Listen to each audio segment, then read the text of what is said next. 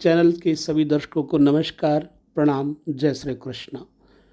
Part 2 9th house नवा घर भाग 2 में आप सब लोगों को देखना है भाग्येश भिन्न भिन्न राशियों के अनुरूप क्या फलादेश होगा। भाग्येश जैसे मेष लग्न 9th हाउस में आ जाए तो मंगल से विचार करेंगे, इसी तरह से वृष आ जाए तो शुक्र से विचार करेंगे। माने मीन राशि तक आपको हम इस वीडियो में समझाने का प्रयास करेंगे कि कैसे आपको देखना चाहिए भाग्येश के बारे में।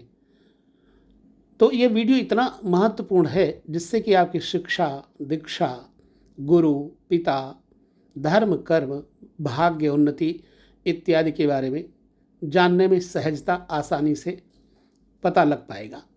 तो बने रहिए, पूरे वीडियो को ध्यान से देखिएगा। हम लेते हैं सबसे पहले 9th हाउस में मेष राशि को। जब नवम भाव में मेष राशि हो जाएगी तो यहाँ का स्वामित्व यानी मंगल हो जाएगा। मंगल 2 राशियों का स्वामी है, मेष राशि का और वृश्चिक राशि का, अर्थात चतुर्थेश और नवमेश बन जाएगा मंगल। यही भाग्येश होगा। अब इसी के अनुसार भाग्य का पता लगेगा।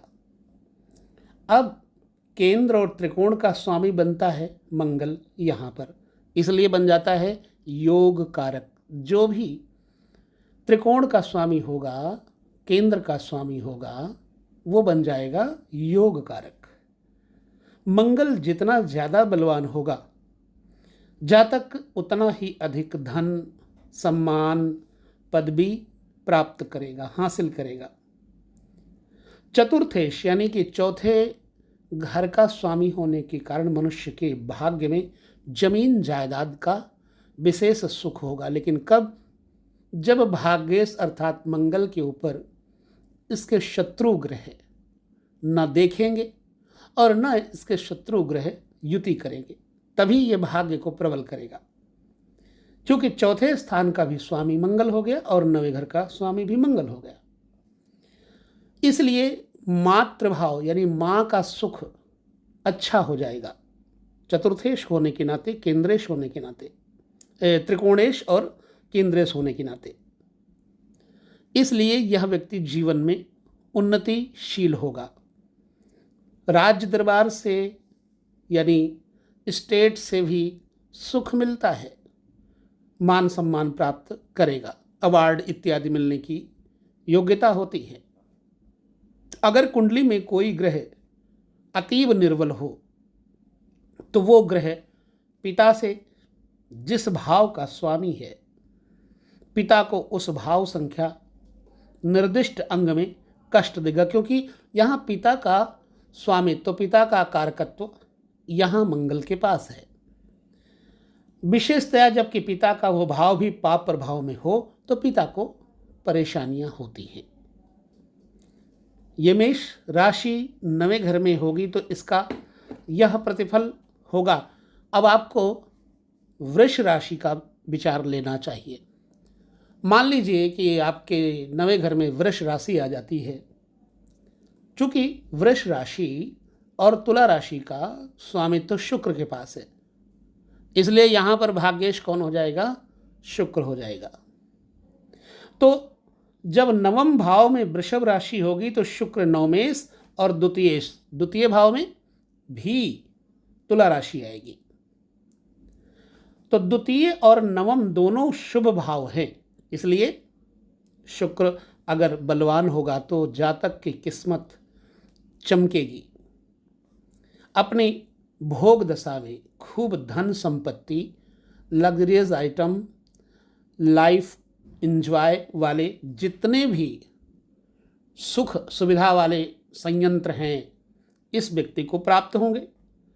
और सुंदर होगा ये जातक, साथ में राज्य दरबार से मान सम्मान मिलेगा इसको। यानी राज्य कर्मचारी है तो इसकी प्रोन्नति तत्काल होती जाएगी। अगर शुक्र निर्बल हुआ, चूंकि भाग्येश है ना, तो ज़्यादातर नाश होता है धन का। और राज्य की ओर से तिरस्कार भी होता है। ब्रदर इन लॉ यानी साले द्वारा धन का नाश विशेष तौर से होता है, क्योंकि शुक्र पुरुष की कुंडली में स्त्री का माध्यम भी बताते हैं, स्त्री के संबंधियों के बारे में भी बताते हैं। अब मिथुन राशि अगर 9वें घर में आ जाती है तो मिथुन और कन्या राशि का स्वामित्व बुध के पास है। अब यहाँ बुध बन जाएगा भाग्येश। बुध को विष्णु भगवान कहा गया है, भगवान विष्णु माना गया है।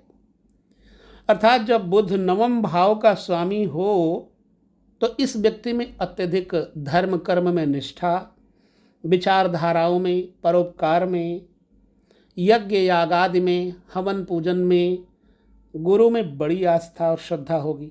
वैष्णवी गुणों से संपन्न ये होगा।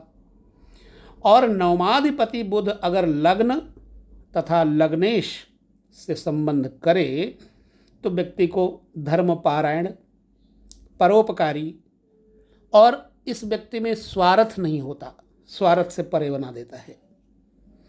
समझदार तो होगा ही, विद्या बुद्धि में निपुणता, आध्यात्मिक विद्या में भी इसको बड़ी ज़्यादा रुचि होगी।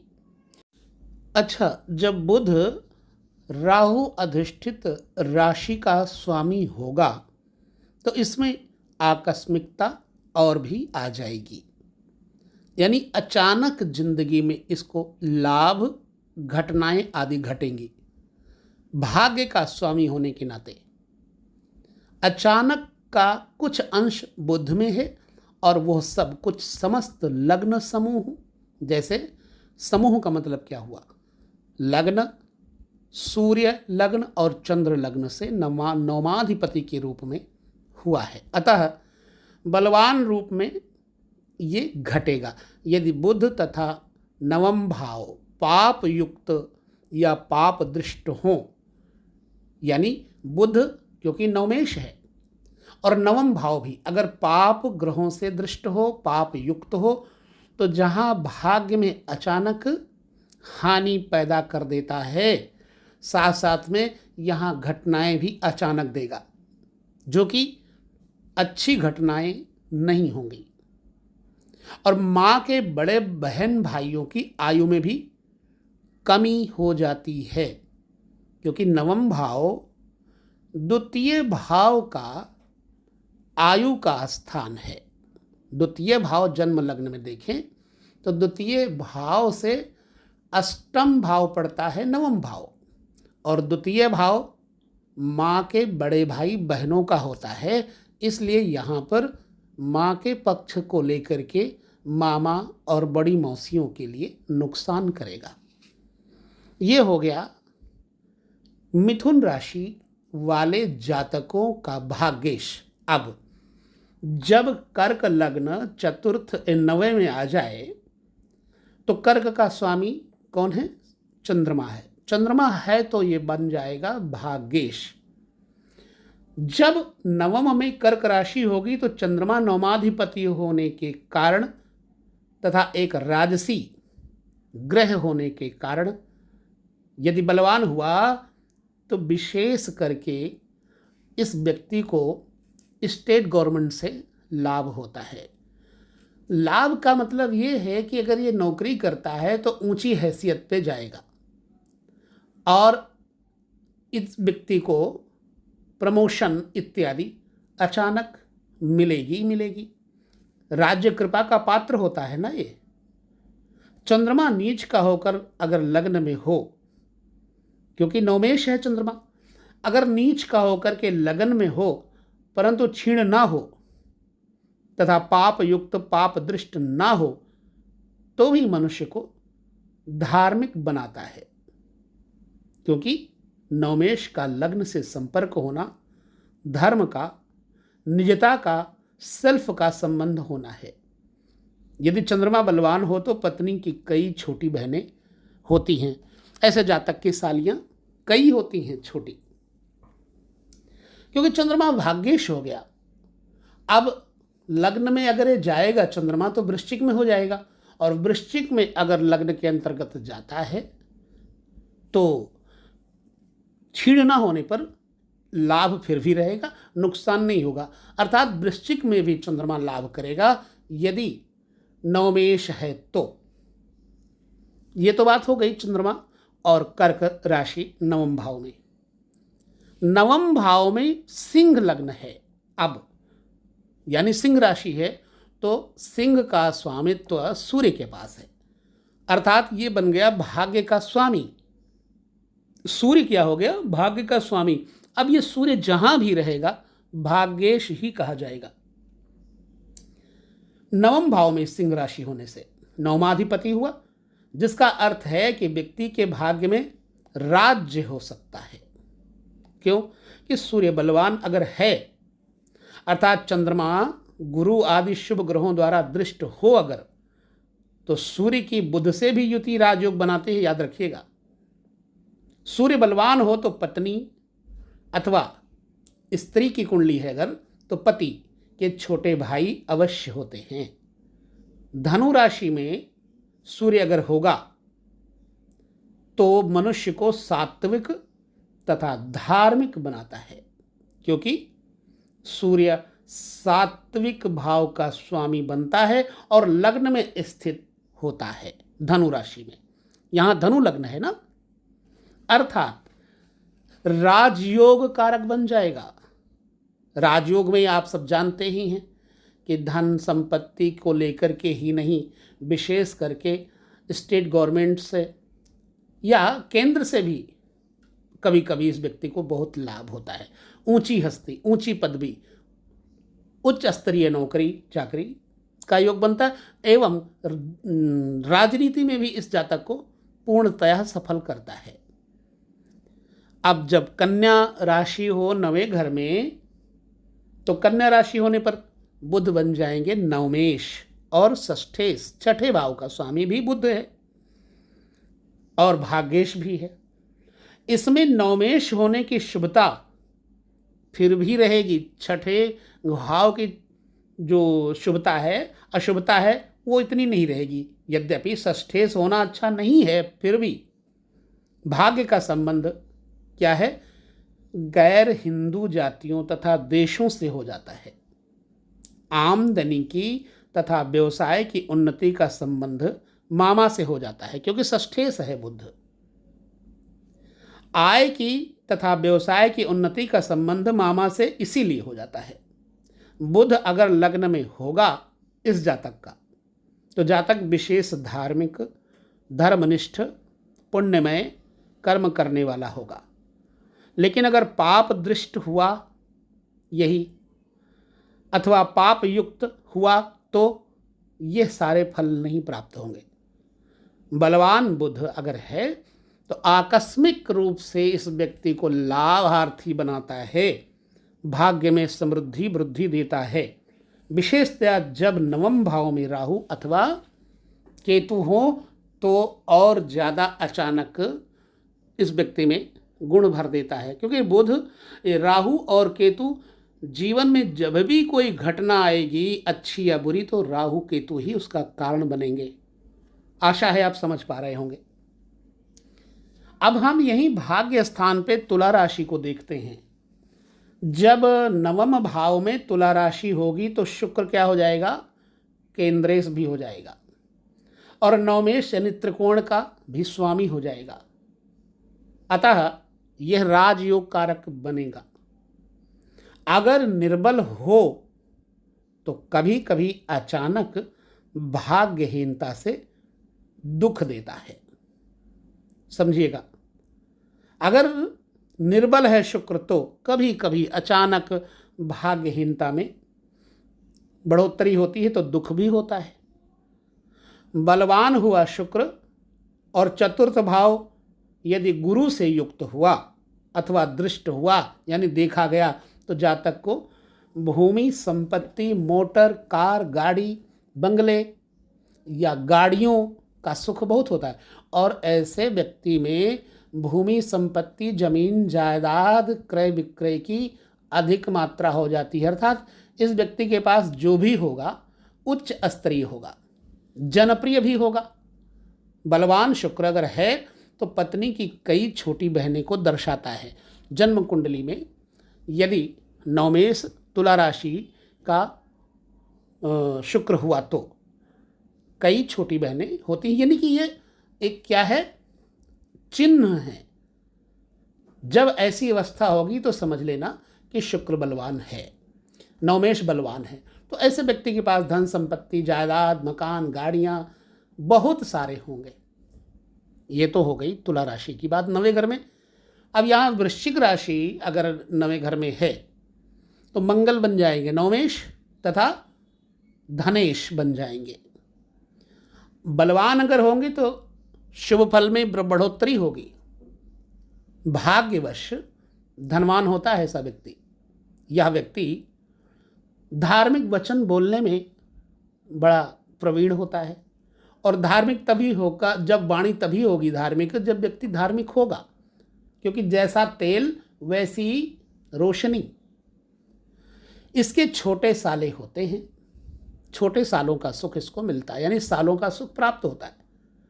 मंगल और गुरु का संबंध अगर चतुष्टय हो तो विशेष धर्मनिष्ठ होता है, साधु संतों के साथ इसका तालमेल होता है और अंत गति सदगति में बदल जाती है। अब यहाँ पर धनु राशि अगर हम ले लेते हैं नवें घर में, नवें घर में अगर धनु राशि होगी तो गुरु नवमाधिपति तथा द्वादशाधिपति बन जाता है, खर्च के भाव का भी स्वामी है। अतः धन आदि के विषय में शुभ फल देता है। इस व्यक्ति का व्यय जो भी खर्चा होगा इस आदमी का, वो यज्ञ, हवन, पूजा पाठ, धर्म, कर्म, भंडारा, भोज, लड़कियों कन्याओं की शादी इत्यादि जितने धार्मिक कृत्य हैं उन पे यह व्यक्ति अधिक खर्च करेगा, और कभी कभी तो इतना खर्च करेगा कि पास में कुछ भी नहीं बचाएगा, लेकिन फिर भी इसके पास पुनः सब कुछ हो जाता है। बलवान गुरु न केवल पत्नी के कई छोटे भाई होना दर्शाता है बल्कि पुत्र भी देता है। लग्न में मेष का गुरु अगर है तो धार्मिक बनाता है जातक को। अच्छा, ये हो गई बात नवें घर में धनु राशि की। नवें घर में यदि राशि है मकर, तो मकर दो घरों का स्वामी शनि बन जाएगा। अब यदि मकर राशि नवें घर में है तो शनि 10वें घर के भी और नवें घर के भी स्वामी बन जाएंगे। ये शनि साधारण बलवान हुआ तो साधारण पिता के घर में जन्म प्राप्त होता है, अर्थात बहुत बड़े आदमी उसके पिता नहीं होते हैं, ज़्यादा पैसे वाले नहीं होते हैं, बहुत ज़्यादा धनवान नहीं होते हैं। और अगर शनि गुरु आदि शुभ ग्रहों के प्रभाव में ना हो तो पिता का स्वभाव कड़वा होगा, कर्कश वाणी होगी, ऐसे पिता गाली गलौच देने वाले होंगे। इस व्यक्ति का भाग्य जो है धीरे धीरे उदय होता है, चूँकि मंदगति स्वभाव है शनि का, और मंदगति शनि केंद्र तथा त्रिकोण के स्वामी हो गए हैं।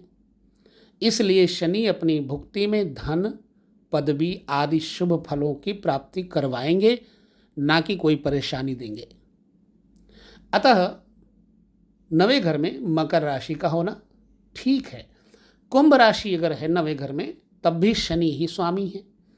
नवें घर में कुंभ राशि होने से शनि नवम और अष्टम भाव के स्वामी हो जाएंगे, अतः मिश्रित फल प्राप्त कराएंगे। हमेशा शुभ नहीं होगा।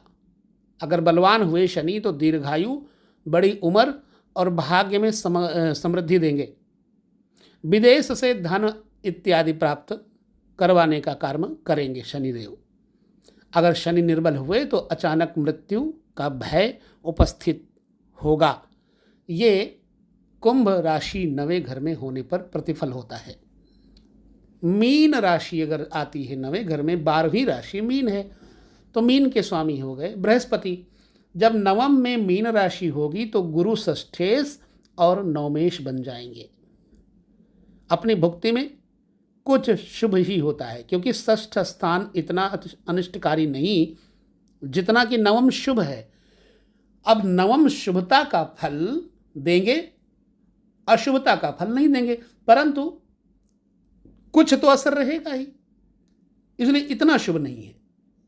अगर गुरु निर्बल हुए तो शत्रुओं के द्वारा भाग्य की हानि होगी, क्योंकि षष्ठेश हैं गुरु, निर्बलता का प्रभाव डालेंगे।